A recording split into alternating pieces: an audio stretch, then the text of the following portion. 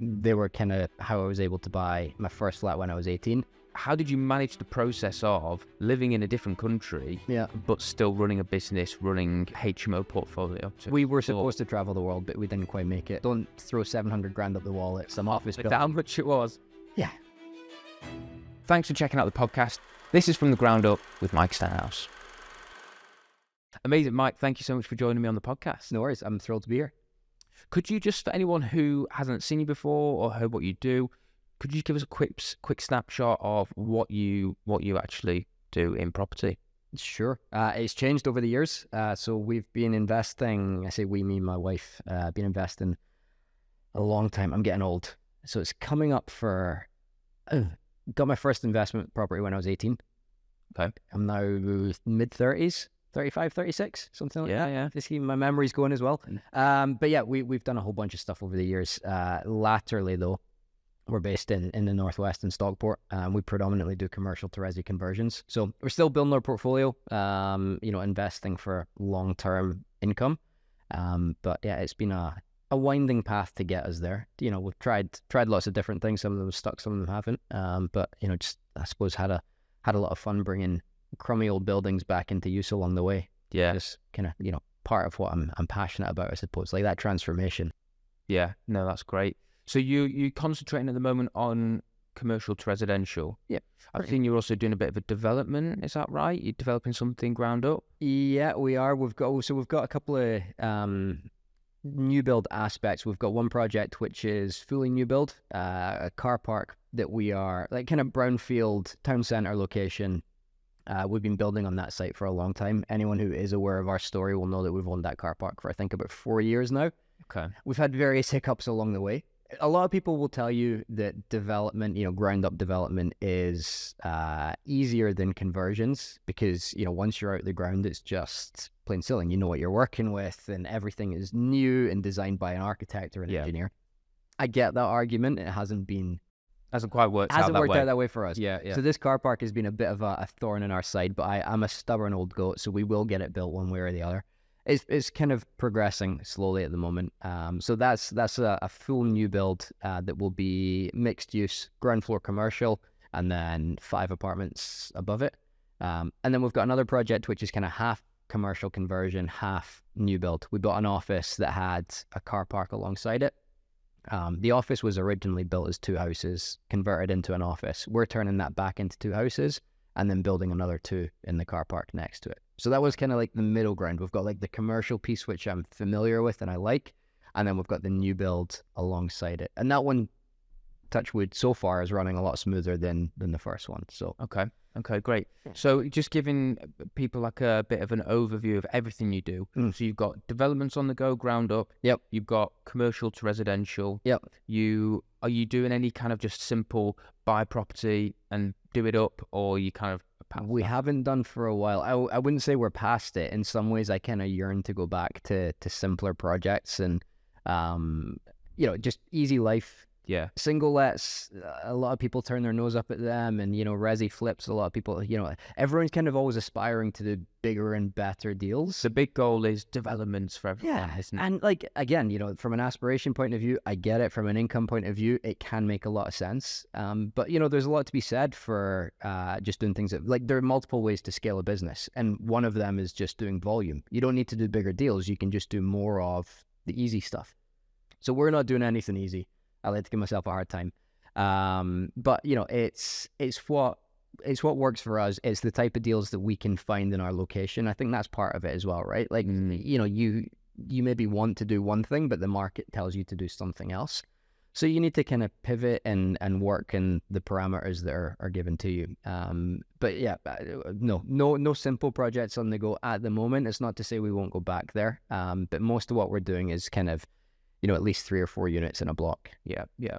So you've got those kind of developments, conversions, all those sorts of things. You've got an established portfolio that has been, because you said you got into this over a decade ago. Yeah. And that was, so we initially we started off flipping houses. We saw that whilst we were still working as just a way to make additional cash. Okay, so it's just a capital builder alongside a job. Yeah, without any real sensible strategy behind it, right? So, a lot of people will flip houses, raise some capital, and then invest that in property. We flipped houses, made some money, and then like went and spent it on holidays and had fun. We were in our early 20s, so we made a bit of cash. We had decent jobs. We were doing this on the side, so everything that we made kind of felt just like a bonus. Yeah. And we didn't have a longer term plan at this stage. So what should have been going into a part or going into single lets or building a portfolio, we just had some fun with. Yeah. So, we did that for a while. We flipped a couple of houses together. And like, that was really hands-on. We'd be there evenings and weekends, stripping wallpaper and painting. Doing it all yourself. Fitting kitchens and all the stuff you shouldn't do yourself. But, you learn from it. And I think it's a good experience. And then from there, we had a couple of single lets. We accidentally stumbled into the world of HMOs with a flat that I owned, rented out a couple of the spare rooms, and realized that actually, the rent that we got from that was significantly more than renting out to a family or one person. So that kind of opened our eyes to the income side of property. And then we focused exclusively on HMOs for 5 or 6 years, and just built a portfolio that way. That's where our real sort of base income came from. And then we got to a comfortable stage where we'd both stepped away from the corporate world. We had the income from property, and then we had a bit of freedom to say, okay, well, what do we do next? Do we want to do projects that excite us a bit more or a little bit longer before we get a payoff from them? But yeah, HMOs are the core of like the income generating portfolio. Okay, interesting. So it was when you kind of spent that 3, 4, 5 years concentrating on HMOs, that's what's enabled you to have the flexibility that you do to take on different projects or not take on certain projects. You just know you've got that foundational level of cash flow coming in. Yeah, exactly. Yeah. That gave us the base that we were then, we could cover our mortgage and our bills, and lenders were happy because we had that stable income. We had a couple of years tax returns saying that, this is what we've done. So that gave us that sort of, what I'd call like financial security. And then from there we could take on bigger projects. Yeah. Now, it'd be interesting to run both lives in parallel and say, we just stuck with HMOs, would we have done more, made more money? Possibly. But, I think you got to enjoy it along the way as well. So yeah, you've got to have that variation. Otherwise, I feel like it just becomes almost so systemized and processed that there's no fun in it anymore. Yeah. And I mean, I'm a big believer that like your business shouldn't exist to provide you with entertainment. And I need to keep reminding myself that, right? Like if I get bored, it doesn't mean I should go and buy we bought a project that we never should have bought, and we've just sold it. Haven't announced it anywhere yet, but by the time this comes out, I think it will be common knowledge. But we could talk about that anyway. Yeah. I've made some decisions that I shouldn't have done as a result of kind of looking for diversity or a bit of excitement from our portfolio. So you make some stupid decisions like I should have taken up golf or like gone and learned to play the piano or something. Like if you're bored, don't buy a house just for the sake. Exactly. Don't throw $700,000 up the wall at some office building. How much it was? Yeah. Oh man. But we made a decision, and thankfully it wasn't our first deal, so we had to we exited it. We're okay. But it was just one of these things that I was looking for excitement in the wrong places. So like I said, go on holiday, get a hobby, get your entertainment from your property. If it's boring but it works, that's probably a pretty good place to be. Yeah. Okay. Amazing. So that's kind of a snapshot of what you do, and it's really exciting. I'm particularly interested in the HMO aspect because I know that you've traveled the world off the back of being able to, or at least lived abroad and been able to. We were supposed to travel the world, but we didn't quite make it. Okay. But you've been able to do that for a significant amount of time as a result of what you've done in property. So I'll be really interested to kind of pick your brain about that. But just before I do, just to give people who are watching, listening, a bit of context to where you've come from and how you've actually got to where you are today. Yeah. Like what was life like growing up for you? I mean, it was pretty comfortable. No sob story. No like rags to riches. So it was. My parents were both self-employed for as long as I can remember. I think that must have had an impact on me. and they always talk about it. You know, we made this sacrifice and worked all the hours and built up this business so that you could get a good education, go to university, go and get a stable job with a stable income, so you don't need to do what we've done. And then, like, I literally 6 months into uni, I was like, I want to run my own business as well. I think even prior to that. So it's funny that, you know, what they made that decision to give us another path kind of backfired, and then it's like, what you're doing looks more fun. You get more holidays, and okay, maybe there's more stress, but like, you know, that idea of being your own boss has been ingrained in me from a young age. Property as well, like Sarah Beanie, Property Ladder. You know, I grew up kind of watching that sort of stuff. Read Rich Dad Poor Dad at you know, probably, I think maybe like 15 or 16, and that immediately put me off the idea of corporate world for a long time. So yeah, like I had a couple of little, like, you know, side hustles, little jobs that I did through high school. They were kind of how I was able to buy my first flat when I was 18. Then I did go to uni. I got just before you carry on, that you said that you kind of brushstroked over that. You had a couple of side hustles that enabled you to buy a flat. Times have changed, and I still think this is possible, right? Yeah. What kind of side hustles are we talking? The main one was pressure washing driveways. Okay. So, and I mean, that still can make you a ton of money today. My little nephew's been doing it recently as well, which is fun to see him kind of doing that. But yeah, so that over the summer holidays and stuff, you know, you could make a couple £100 a day. And the first flat that I bought, like, full disclosure, I think it was like 60 grand. I bought it on like a personal mortgage, 95% loan to value. Okay. 5% is 60K. Okay, we're not talking about huge sum of money here, right? But I mean, equally, you know, if you don't own any property, I think buying your own home is a great first investment. Maybe you flip it, or, you know, you live there for a couple of years and then get consent to let and move on. Like, you can buy a relatively cheap house, even around Manchester. You go on Rightmove, you filter for houses under 100 grand, 120 grand. Yeah. They exist. Yeah. Maybe you can't live in Didsbury or in Charlton, but then, you know, get to buy your house there at some point down the line. I think that makes sense. And again, you know, there's more and more mortgages coming back to the market now post-COVID. So there's some good options there. Like, you don't need a ton of money. Yeah. And you can use the system, and if it's your own home, you don't pay capital gains tax when you sell it on the uplift and stuff like that. So, you know, your own home can be a good place to start. But I was speaking to someone about this yesterday, actually. They said, what advice would you give somebody who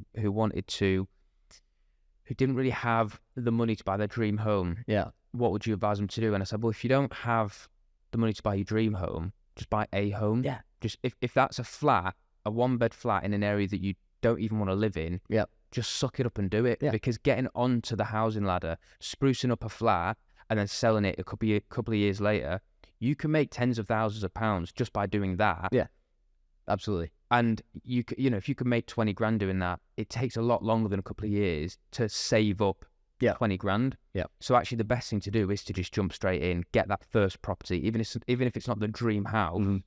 The first step, it is the hardest, but don't make it harder than it needs to be. Lower your expectations, jump on, because once you're on, it'll then take you places. Yeah, and I'd do exactly the same again. You know, we've lived in a lot of places that we wouldn't have chosen to live in were it not with this longer term purpose in mind. We've lived in a lot of building sites whilst we have renovated them ourselves and done a lot of the work to save money. And, you know, there's got to be sacrifice there. You get lots of people that say, oh, it's impossible, I can't do it, blah, blah, blah. But equally, I could show you plenty of examples of people who have done it. Yeah. Like, it definitely is possible. But, you know, there needs to be a strong reason why, because the sacrifice is real. And if you aren't doing it with some longer term vision in mind, then, you know, you're not going to want to make that sacrifice. You're not going to want to live in a crummy 2-bed flat that needs fully renovated whilst all your friends are renting city centre apartments, because you feel like you're missing out. But if you're missing out because, well, 10 years from now, I'm going to be living in my dream home, that makes it a bit more palatable. Yeah. I hope you're enjoying the podcast so far. If you are, then make sure that you click the subscribe button and the bell notification so you don't miss any uploads. It would mean so much to me personally, and also really help us out as a channel. So you bought your first house at 18. You went to university. Yep. rented that out whilst I was gone. So got like a little bit of beer money whilst I was, because back in my day, students drank quite a lot. I hear that like the youth don't, alcohol's like dwindling in popularity, which is interesting. But yeah, so I studied business management. I went and did a year of my degree in Vancouver, which kind of opened my eyes to like, there's better places to live than the UK. Yeah. And then came back, got a graduate job in Newcastle, which is where we started investing properly. That's where I met Victoria, my wife. We did a few flips up there, and that's where we had our first like accidental HMO as well. So I did the corporate thing for a little while, but pretty quickly realized like the job itself was good, nice people I worked with, well paid. It didn't excite me, So I knew at that stage like I wanted to do something else. I just wasn't sure how I would transition out of corporate life, and then property was, just kind of almost by accident. We're like, we're doing okay from this. We could build a business rather than just have like a handful of investments. We could actually create a real business here. Yeah. So you went to uni. You left uni. You went and got a job as a business, an IT project manager. Oh, is that what it was? Yeah, IT project manager. Yeah. And then you were up in Newcastle. Mm-hmm. And you do everything you do with your wife, right, Victoria? When we met, I think I just bought my first place in Newcastle, but then from the second one, she was involved with that. Everything since then has always been like team effort. Yeah. She stayed in the corporate world after I did, so that we remained mortgageable whilst I was kind of trying to build up the early stages of the portfolio. And then most recently, she worked on the business for years. We had a baby 18 months ago. So at that stage, she was kind of like, well, my role now is like mum and raising the family. Yeah. So she's not involved in the business on a day-to-day at the moment. She still tells me what to do and what not to do. Yeah. So she's involved in the, the strategy, the long-term planning. Yeah. Telling me that, like the building that we bought that we shouldn't have bought. I told you all along, you never should have bought that. So, that's a pill to swallow. But yeah, so she's still involved. She knows what's going on. She's not day-to-day like operations at all. So how did that work then? So you bought your first property in Newcastle. You two met, and then when did you buy your first property together? What was that like? What did you do? How did that? So we didn't buy anything together for a while. So just after we met, I bought another place. So I had a 3-bedroom flat that I was living in, rented out 2 of the rooms to colleagues, and then laterally strangers that I found on the internet, and realized that was when like the early days of, okay, little 3-bedroom flat making me enough money to cover my mortgage and all my bills and give me a bit of profit. That's great. So the flat underneath that, and in Newcastle you get these things called Tyneside flats. This is more detail than you need, but it's the only way I can really explain it. So it's basically like a semi-detached house, 2 semis, but it's been split into 4. So it's like a little block of 2 houses, but there's 4 doors on it, 2 flats on the ground floor and then 2 flats above it. Yes. Okay. Fairly common throughout Newcastle, but I don't know. Yeah. Anyway, I had the 3-bedroom on the top floor on the left-hand side, and then the 2-bedroom underneath that on the ground floor became available. And I thought, well, you know what? I could rent out my 3rd bedroom and then have a bit of space, because like I liked the money from it, but it was my house and there were other people living there. And I was like, you know what? I'm earning enough that I don't need to like house share with people. Yeah. So I thought, well, we'll buy the 2-bed. I'll move in there, and then I can rent out the 3rd bedroom. That'll cover my mortgage downstairs as well. So you bought that one. That would have been your 3rd property, right? Yeah. How did you pay? So we know how you paid for the first one. The second 2, was it simply a case of over years saving up? I mean, again, not massive. So we sold the first one to buy the second one. So the one that I had back home in Scotland, I sold that. Bizarrely, and this, you kind of you get good fortune from time to time. Procter & Gamble, the company that I got a job with, they had this relocation package. So if you had to move city for work, they would pay like your legal fees and any like costs. So they'd pay for like a moving van and that sort of stuff. Yeah. Now, that was more for like their senior management who were relocating from Newcastle to London or from London to Geneva. But I was explaining the situation to like our HR contact, and they were like, oh, I think you'd qualify for this. So they were like, if you sell your place in Scotland and buy something down here, which I was planning to buy something there anyway, they said, "Oh, we'll cover your legal fees," and so like it saved a couple of grand in that. So sold that, bought the 3-bedroom flat in Newcastle, which again, it was cheap. It was like 90K. So what we sold Kirkcaldy for was enough to cover the deposit on. And again, my home, first time buyer. Yeah. Then this is shades of gray. Okay. Now there's a lot that's black and white in the property world, and there's some stuff that I think is shades of gray. I was speaking to our mortgage broker, who, it was quite flexible on things. And I was like, I want to buy this 2-bedroom flat underneath the 3-bedroom. But, I don't really want to buy it as an investment because then I need a 25% deposit. Is there any way that we could wangle this? And they were like, well, it's all about the story you tell the mortgage company. So is there any reason that they're like, you could get consent to let your existing one and then get another, like, effectively like first time buyer or homeowner mortgage on the second one if there's like a justifiable reason why you're moving. Yeah. They were like, if you were moving because it was closer to work or family or anything like that. And like, so you've got this block of 4 flats with 4 doors on it. My door to upstairs was the furthest left, and then the one next to that was the new door into the 2-bedroom flat. And the bus stop that I used to get the bus to work from was to the right of the property. I think I know where you're going. I was moving to be closer to work to reduce my commute. Wow. And the mortgage company didn't care. They were like, yeah, whatever, fine. I don't even know if they reviewed. Like, maybe they did. Maybe I shouldn't have done it. But they want to give you money. Well, so any excuse. Pay your bills and they don't ask.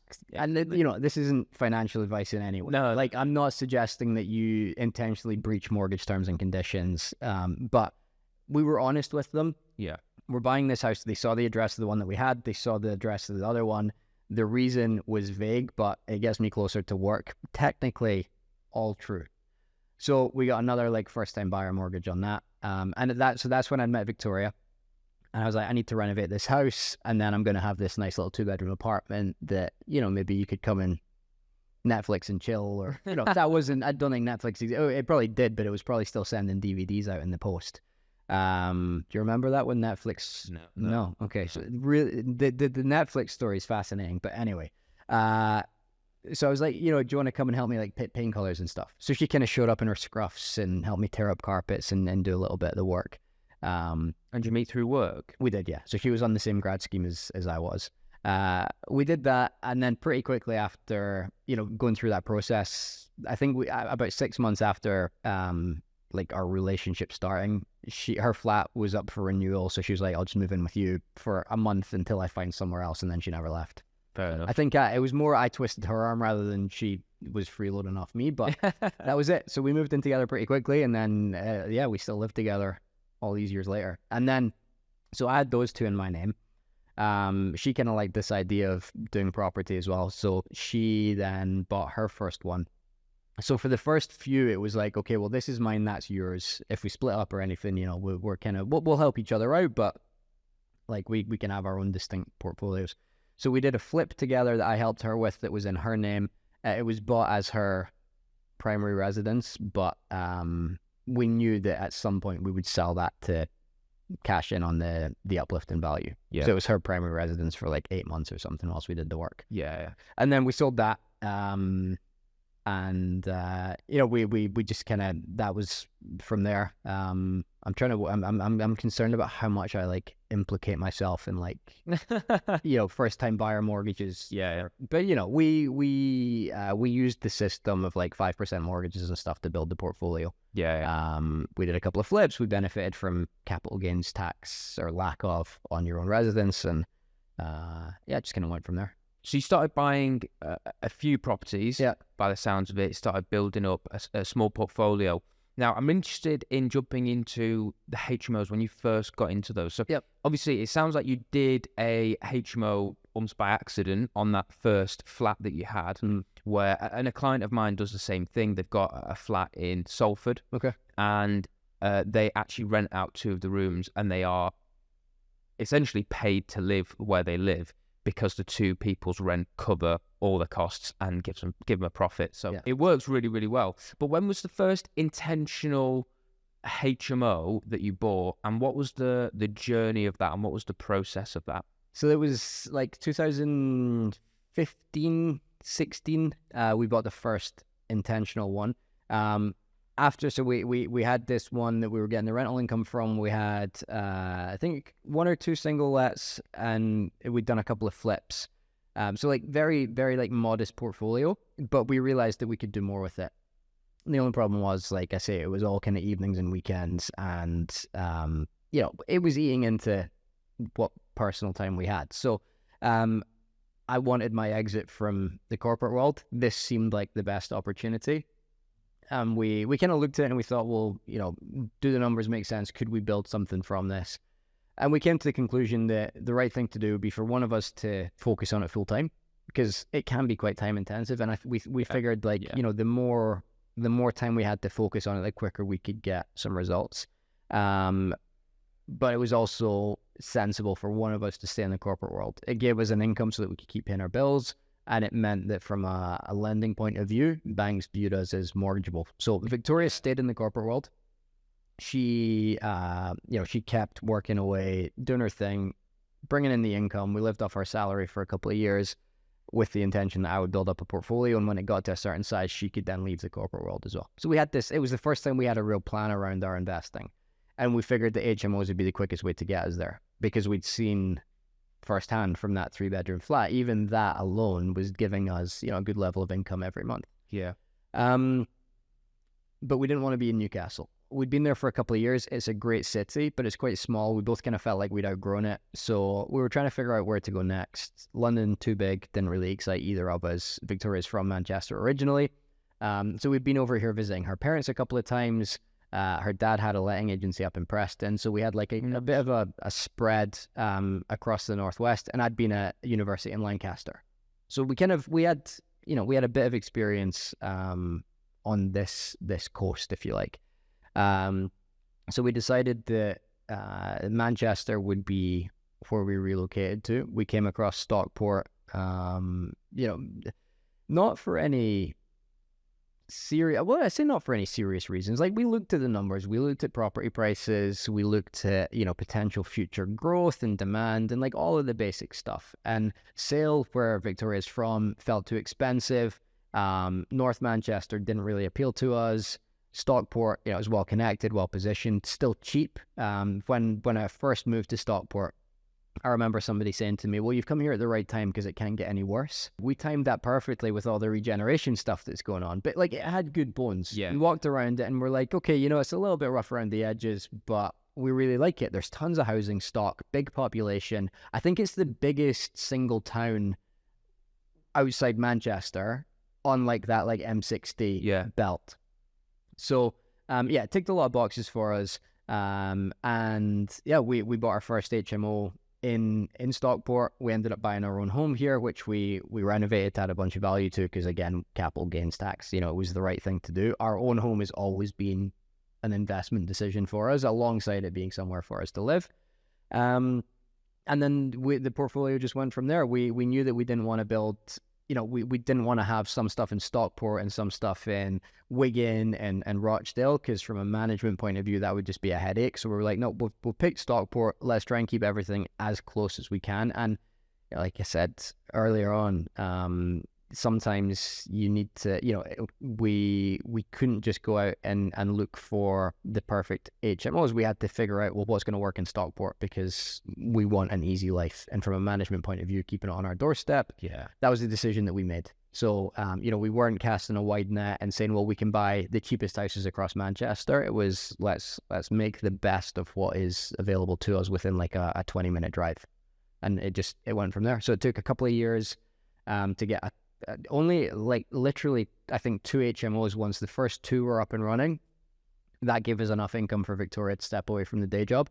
And then with both of us working on it full time, it kind of went from there. Snowballed. Yeah. Wow. And I mean, they say snowballed, like it was still a slow trickle, right? Like, property is a slow game. Yeah, but there's no exciting, like, we went from 2 to 200 overnight. Yeah.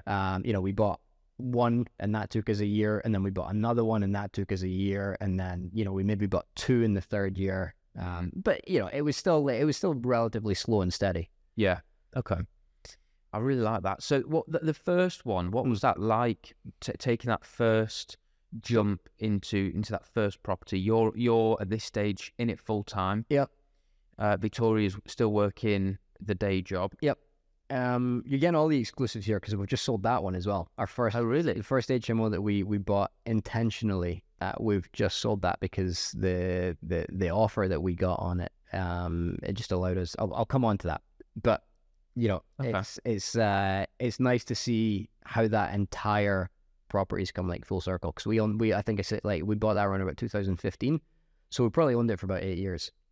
And in that time, Stockport, all my life, I bet it's done all right. Done all right on. Yeah, I mean it's still a terraced house in not. It's a nice area, but it's certainly not the most affluent area. But we bought a 2-bed terraced house and we turned it into a 6-bedroom HMO. So that maybe gives you some clues that we overdeveloped it a little bit. It's not spacious.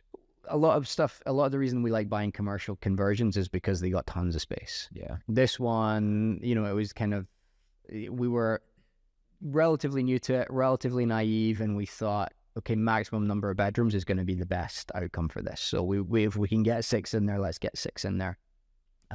Previously, it was a repossession, so we bought it off the receivers effectively. It had been used as like a cannabis grow farm. So like it was pretty rundown. It was pretty much stripped out. Needed a full renovation. We did a loft conversion. We laterally converted the basement. But yeah, we turned this 2-bedroom terraced house into a 6-bed, 3-bathroom HMO. So 2 shared bathrooms, 1 ensuite. And that, even at like £500 a month average, it was like $3,000 a month gross rent coming in, which was for us great. Yeah, it's amazing. So yeah, we did that. It probably took us, it was a fairly big project with a loft conversion and everything, maybe like 6-8 months on the renovation. We bought it for 92.5, probably spent 60 all in on it, so 150-ish. And I remember after we had done that, we're thinking, what next? Some of the other ones on the street were selling for like 120. And I was just like, no, that's absurd, ludicrous. That's like, we bought this one for 92.5. I'm never paying 120 for it. And then 6 months later, they're selling for 140. And then they were selling for 180. And I was like, we should have bought more of them. And I think you'll always, you can always say, oh, well, if we bought this 2 years ago, it would have been cheaper. Yeah, but you can't. Yeah. So you need to base it on today's numbers and you just make the right decision for today. I was making decisions based on what had happened 12 months previously. And it was a repossession and it was rundown and, there were a whole bunch of reasons that one was cheap. But that kind of skewed me, and we missed out on a couple of good deals because I was too naive almost to think like, well, is this actually worth 120? Which it was. They would have been worth 120 any day of the week. So we should have bought more there, but we didn't. So yeah, that was the first one. We just sold it for 290. Wow. So the part of the reason for that was we could never have got it valued at that from a mortgage point of view. We sold it to a cash buyer. They were buying for the income. There's a lot of people just now just looking to park their cash and get a good income on it. Yeah. And it was an opportunity that may not be here 12 months from now. Certainly probably wasn't a couple of years ago. We've had it valued a couple of times. I think when we got it refinanced, it was about 180 grand. So, we didn't have a huge amount of cash tied up in it, but we never could have released that equity at the 290k value because banks were saying, really, it's still just a terraced house. Okay, you've done a loft conversion, great, but every other house on the street is worth 180. So and it's not like every room is huge with their own ensuite, exactly. kitchenette. It doesn't tick the boxes for like commercial lending. Yeah. So, to an investor, it was worth that. It worked out at maybe like an 11 or a 12% yield. I was like, well, yeah, that give us that cash and we can go and do something else. Yeah. So it's amazing. It was, like I say, it was a good little earner for us, but it wasn't something I was super proud of. So I would, our focus now, if we can create new homes rather than just like buying houses and turning them into HMOs, I like buying rundown or derelict buildings and bringing them back to life. Yeah. So it frees up some cash to go and do go and do that, which is what I'm passionate about. Yeah, that's really exciting. Yeah, so nice to see it kind of come, because you hear about people purchasing stuff, and then there's a lot of like, oh well, we think it'll make us this much money, or but to have seen that entire life cycle from purchase through then to the sale to, and I'm sure the new owner is happy with it, otherwise they wouldn't have bought it at that price, right? So definitely, it's worth it to them, but it was worth it to us to sell it at that price as well. So I bet it's exciting as well to see the full circle of it and think about the portfolio that you've got and think there's value there. 5-10 years, what could we achieve with already just what we've got? Yeah, it's funny because you're almost like, well, if we just sold everything, we'd be in a pretty good position. But we bought then it for the 10 income. years time, you won't be. We live off that income, right? Yeah. So, I'm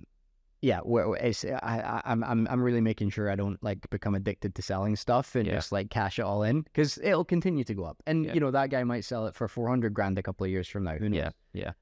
So it's tempting just to, let's just go and live on the beach somewhere and call it a day. But no, we're still in the property game. But it was nice to kind of see that one, and it's been a great little project for us. If you're interested in property investing, or you want to start and scale a property business, then I'm running some training to teach you how to do that very, very soon. I teach people how to build a 6-figure sourcing business. I teach people how to flip houses and make huge profits. And I also teach people how to start and scale their own property investment portfolio. If that sounds like the kind of thing you'd be interested in, click the link in the description and you can find out more. It would genuinely be an honor to be able to help you. I'm a bit like that. I'm a little bit addicted to selling and trading. So I'm trying to build up, I mentioned it off camera earlier, I'm trying to build up my own portfolio this year. I want to go down the HMO route. But the temptation, when you're used to just selling, the temptation to just go, but if we sold, we could have this much cash in the bank. But it is really important. I think the cash flow and what that enables you to do in the lifestyle that provides you, and just even the security is incredible. You were able to move abroad. What was that like, and how were you able to do that? Because that's really, when people get into property, that actually is a lot of people's dream. It's, let's buy property, let's build a portfolio, create some passive income, and then move abroad, sit on a beach and sip some pina colada and say, job well done.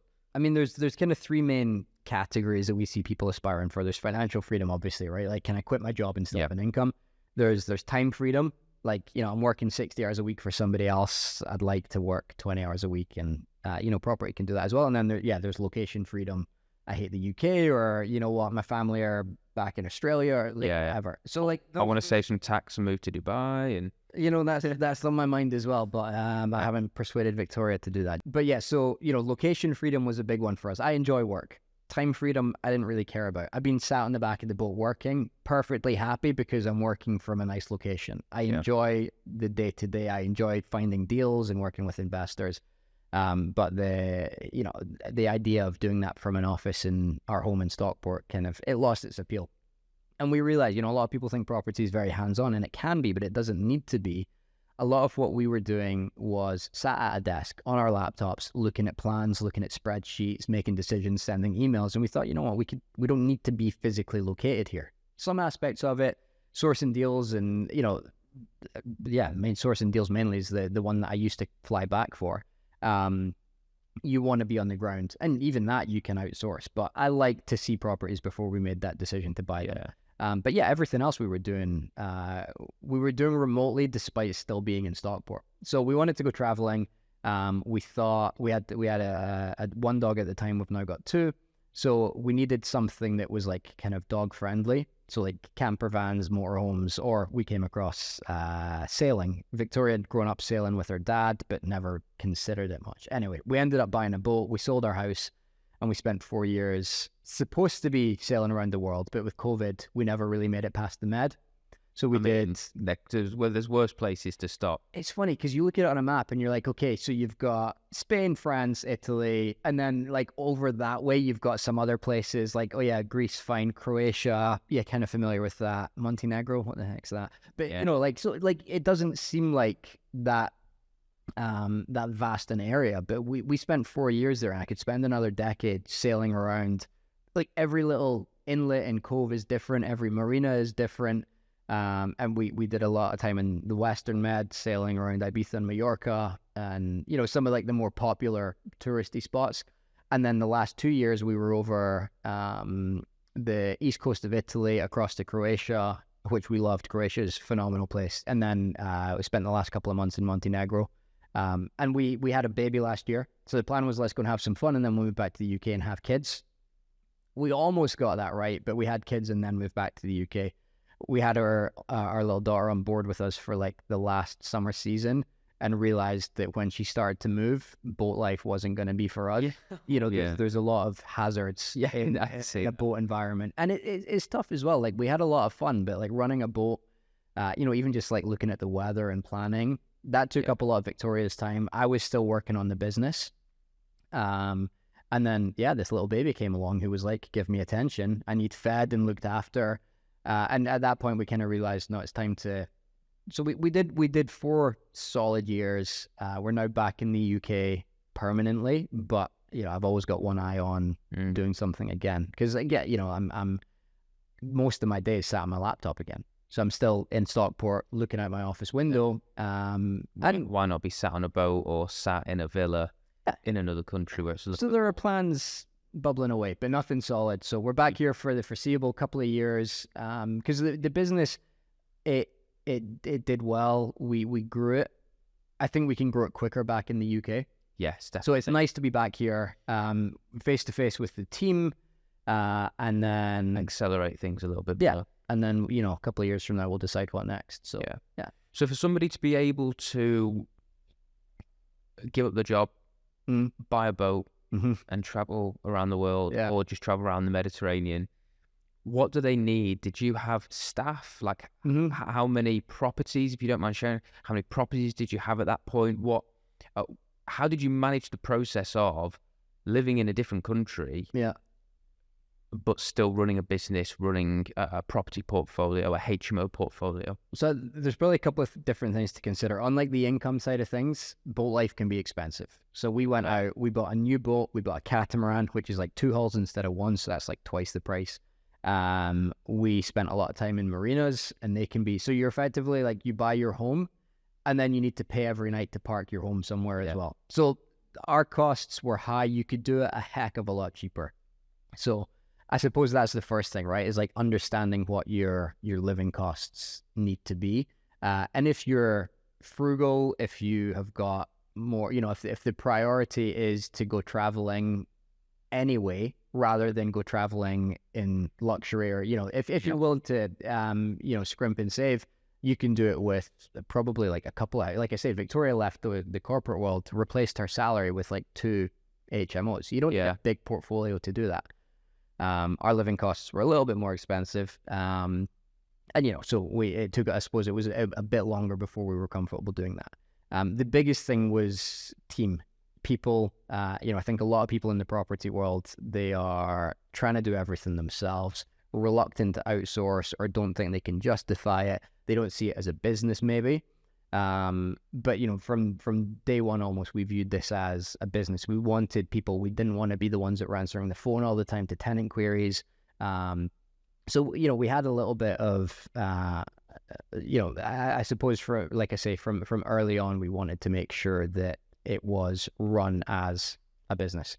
We had, at the time we left, we had a guy who was running our projects for us, and Jess, who was looking, actually, no, we didn't have Jess. Jess came a year after, because the person who was looking after our portfolio wasn't doing a great job. But we effectively had property management taken care of and project management. Okay. And then we kind of oversaw them and looked at deal sourcing and finance applications and that sort of stuff. So you would find things, you would be on the acquisition side. So you'd find a property. Yep. You would get the whole thing tied up and maybe quickly fly back to the UK, sign some documents, get it over the line, get it completed. Yep. But then from there, you had someone managing the whole renovation. Yep. So you didn't have to be around for that. Yep. And then as soon as that was done, keys handed over to management company or management person. We did that in-house, but effectively. So, and then they would manage that, get the tenants in, get them screened, all that stuff. Yeah.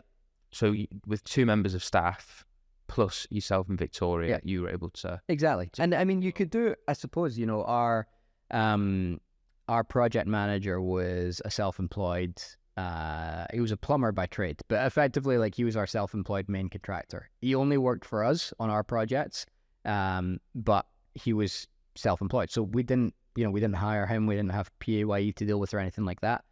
Jess, we had in-house. She's a full-time member of staff, but you could have a letting agent that dealt with that. The beauty of us doing it the way that we did was that Jess could do a lot more than just look after the tenants. So she could help out with some of the paperwork stuff, and she effectively became like our operations director. Yeah. So she expanded into a bigger role than we hired her for, which, you couldn't phone up your letting agent and say, oh, by the way, do this. Yeah. But, she had capacity, so she could take on a broader role.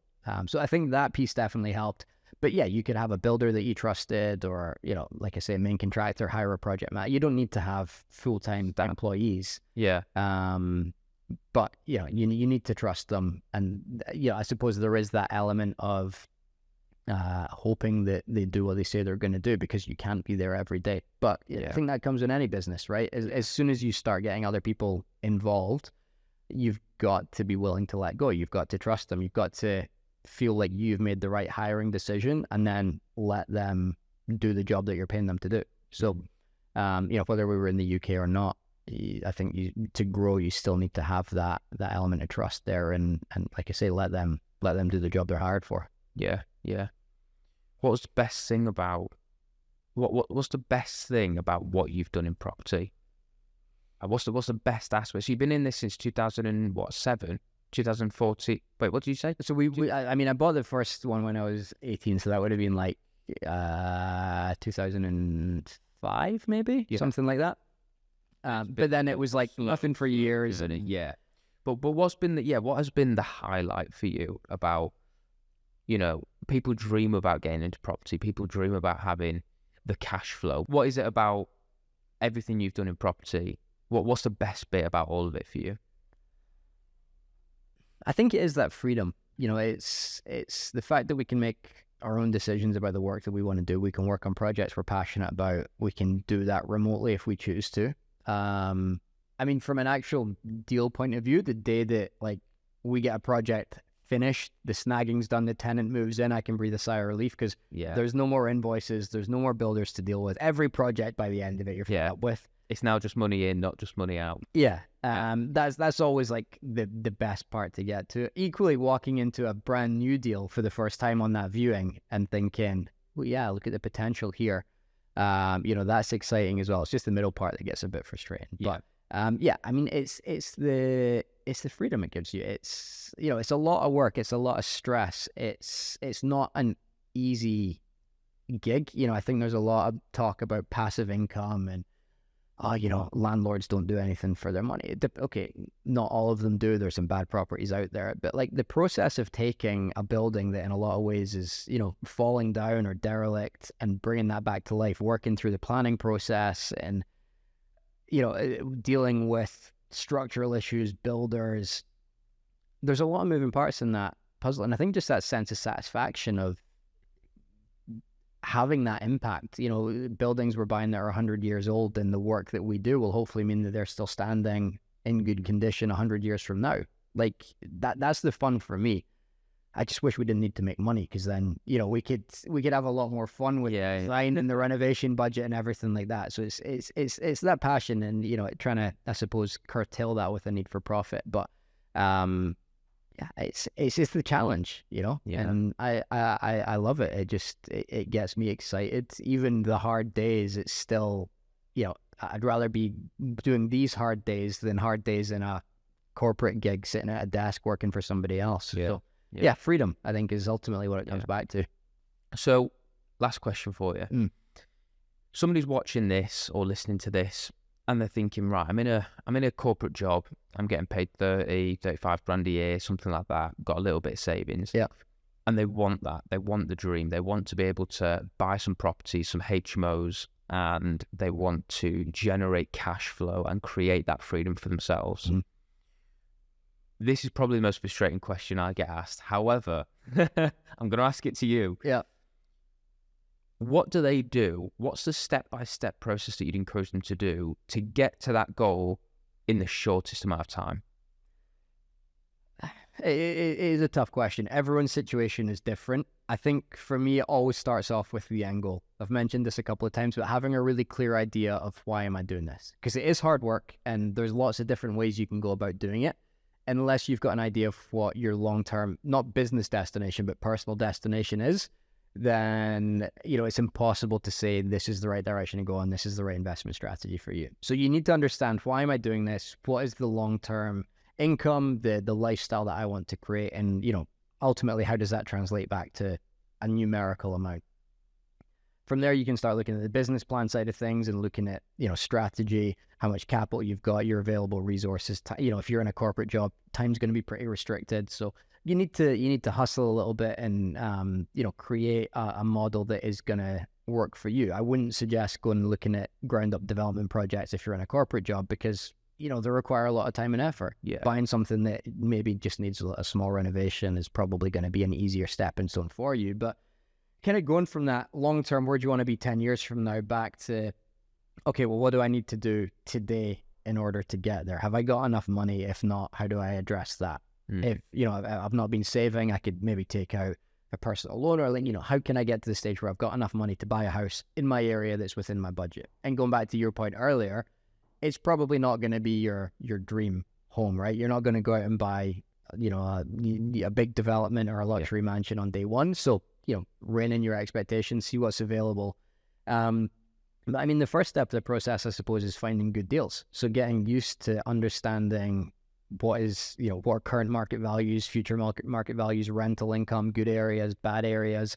Like, I know people want a sexy answer to this, but it's just doing the work. Yeah. Like, it's the actual process is easy when you break it down, right? Like, understand your, so I guess, decide on your strategy / understand your area. One may lead to the other, or vice versa. The strategy might lead you to the right area, or the area that you choose to invest in might dictate the strategy to you. But do work on that, and then you source the deal. You get it through conveyancing. So there's probably finance applications, solicitors, planning applications if you need to do that. Then you renovate it, you rent it out, you make money. Happy days. Like, the actual building blocks of it are super simple. It's just people aren't willing to do that work. They want like the quick, instant, like, yeah, but just tell me how to like trade crypto and I'll become a billionaire tomorrow. Like, no. But I mean, some people will try to sell you that dream. But like I say, our first deal, it was 4 years between our first and our second, and then it was probably 18 months, and then it gradually snowballed from there, very slowly. And I think it is just that understanding, realization that it is possible. There are thousands of people out there who have created freedom in their lives from property, but it's because they've rolled up their sleeves and they've done the work, right? Yeah. They've thought, okay, a shortcut would be nice, but realistically, it's just going to be compounding, one deal after the next. Maybe this first one only makes me a couple £100, but that's a couple £100 more than I had. And then from there, I'll have more expertise. I'll maybe have a bit more of an idea of what the right strategy for me is, and it will expand. But get started and just, put in the work. Not sexy, but I think it's the only way to do it. Yeah. Amazing. Mike, thank you so much for coming onto the podcast. It's been really, really good to have you on. I think what you've been able to achieve in your property journey, what you and Victoria have been able to do with your lives, to be able to travel the world, that is actually people's dream. But it's not like you sell the dream. You just say, well, this is what we were able to do. This is the actual practical steps that it takes to achieve that. And it's not overhyped. It's not overly, it's not made to be really easy. It can be simple, but that doesn't mean it's easy. And I think you get the balance of that really, really well. So thank you so much for coming on to the podcast. It's been amazing to have you with us. No worries. Thanks for having me. Thanks for checking out the podcast. If you enjoyed the show, then make sure that you click the subscribe button and also hit the bell notification so you don't miss an upload. We're on YouTube, but we're also on all podcast platforms like Spotify and Apple Podcasts. Also, don't forget to check out the link in the description if you're interested in finding out more about the property investment education that I provide.